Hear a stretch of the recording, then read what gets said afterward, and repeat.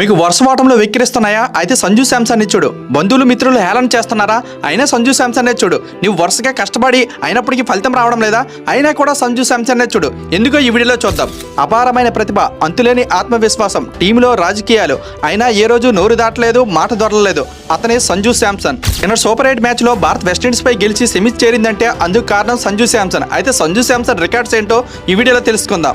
భారత్ తరపున T20 ప్రపంచ cup లో అత్యధిక బౌండరీలు సాధించిన రికార్డును బ్రేక్ చేశాడు సంజు.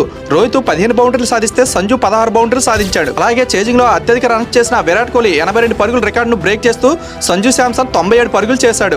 అలానే T20లో అత్యధిక మ్యాన్ ఆఫ్ ద మ్యాచ్ లో అందుకున్న వికెట్ కీపర్ కూడా సంజు శాంసన్. సంజు శాంసన్ మొత్తం 3 మ్యాన్ ఆఫ్ ద మ్యాచ్ అవార్డును అందుకున్నాడు. అయినా కూడా టీం రాజకీయాలతో అతనికి ఎప్పుడు చోటుండేది కాదు. బాధపడ్డాడు, ఓర్చుకున్నాడు, ఈ రోజు నిలబడ్డాడు. వెస్టిండీస్ పై భారత్ కు చరిత్రలో నిలిచిపోయే విజయాన్ని అందించాడు. ఫైనల్ గా మిత్రులకు చెప్పేది ఏంటంటే, ఎవరి మాటలు పట్టించుకోకుండా మన పని మనం చేసుకుని వెళ్తుంటే ఏ రోజో ఒక రోజు ఆ దేవుడే మన చేయి పట్టి పైకి లాగుతాడు.